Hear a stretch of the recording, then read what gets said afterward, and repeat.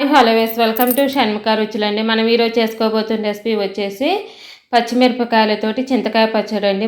ముద్దకి ఎంతో కమ్మగా బాగుంటుందండి. ముందుగా ఒక 150 గ్రాముల పచ్చిమిరపకాయలు తీసుకొని క్లీన్ చేసుకొని తడి లేకుండా ఆరబెట్టుకొని పెట్టుకోవాలండి. తర్వాత ఒక బౌల్లోకి చింతకాయ పచ్చడి తీసుకోవాలండి. దాంట్లో ఆల్రెడీ ఉప్పు పసుపు వేసిందండి. ఒక మిక్సీ జార్లో తీసుకున్నాక పచ్చిమిరపకాయలు దాంట్లోకి ఒక వెల్లుల్లి రెబ్బ మొత్తం వేసానండి. ఒక బౌల్లో నిండవి తీసుకున్న చింతకాయ పచ్చడి ముందు కొంచెం వేసుకోవాలండి. చింతకాయ పచ్చడిలో ఆల్రెడీ ఉప్పు పసుపు వేసి పెట్టుకున్నామండి. అదే కొంచెం గ్రైండ్ చేసుకున్న తర్వాత మిగిలిన చింతకాయ పచ్చడి కూడా వేసుకొని మెత్తగా గ్రైండ్ చేసుకోవాలండి. ఈ చింతకాయ పచ్చడిలో ఆల్రెడీ ఉప్పు కేజీకి ఇంత ఉప్పు పసుపు వేసి దంచి పెట్టుకొని గింజలు తీసేసుకుంటాం కదండి.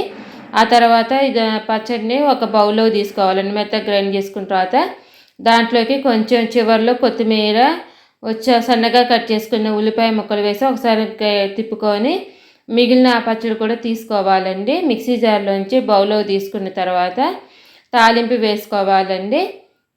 ఒక తాలింపు పాన్ని తీసుకుని దాంట్లోకి ఒక 7-8 టీ స్పూన్ల దాకా ఆయిల్ వేసుకోవాలండి. మా వీడియో కనుక ఫస్ట్ టైం చూస్తున్న వాళ్ళైతే మా ఛానల్ని సబ్స్క్రైబ్ చేసుకోండి. మేము పెట్టే వీడియోస్ మీకు ఎప్పటికప్పుడు నోటిఫికేషన్స్ వస్తూ ఉంటాయండి.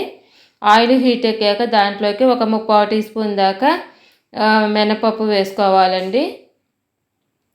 మినపప్పు వేసుకున్నాక తర్వాత ఒక 3/4 టీ స్పూన్ దాకా ఆవాలు, ఒక 1/2 టీ స్పూన్ దాకా జీలకర్ర వేసుకోవాలండి. ఈ పచ్చడి అనేది అన్నంలోకి చాలా కమ్మగా బాగుంటుందండి. కొంచెం నెయ్యి వేసుకొని తింటే చాలా చాలా టేస్టీగా ఉంటుందండి.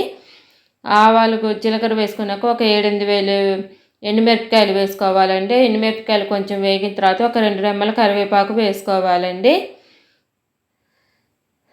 కరివేపాకు కూడా వేసుకున్నాక ఈ పచ్చడి అనేది అన్నంలోకి బాగుంటుందండి, చపాతీలోకి కూడా బాగుంటుందండి పచ్చడి. ఈ పచ్చడిలో కొంచెం పెరుగు వేసుకొని చపాతీ తింటే సూపర్గా ఉంటుందండి.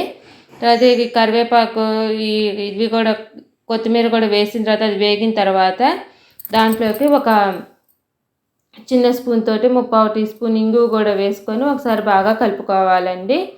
ఈ పచ్చడి అనేది దీంట్లోకి నేను మెంతిపిండి అనేది వేయలేదండి. మీకు కావాలంటే వేసుకోండి, లేకుంటే అది ఆప్షనల్ అండి. మీకు కావాలి అనుకుంటే కొంచెం ఒక చిన్న స్పూన్ తోటి 1 టీ స్పూన్ వేసుకోండి మెంతిపిండి. తర్వాత ఈ పచ్చడిని తాలింపుని పచ్చడిలో వేసుకొని తాలింపు అంతా పచ్చడికి పట్టేటట్టు బాగా కలుపుకొని పచ్చడి అంతా చల్లారిన తర్వాత ఒక గాజు సీసాలో కానీ ఒక డబ్బాలోకి పెట్టుకొని ఒక 15 నుంచి 20 రోజులైనా విడిగా ఉంటుందండి. 2 నెలలు 3 నెలలైనా ఉండాలంటే ఫ్రిడ్జ్లో పెట్టుకొని అయినా నిల్వ చేసుకొని తినచ్చండి. మీకు కావాల్సినప్పుడల్లా ముద్దకి ఎంతో కమ్మగా ఉండే చింతకాయ పచ్చడి రెడీ అయిపోయిందండి. మా వీడియో మీకు నచ్చినట్టయితే లైక్ చేయండి, షేర్ చేయండి, సబ్స్క్రైబ్ చేసుకోండి.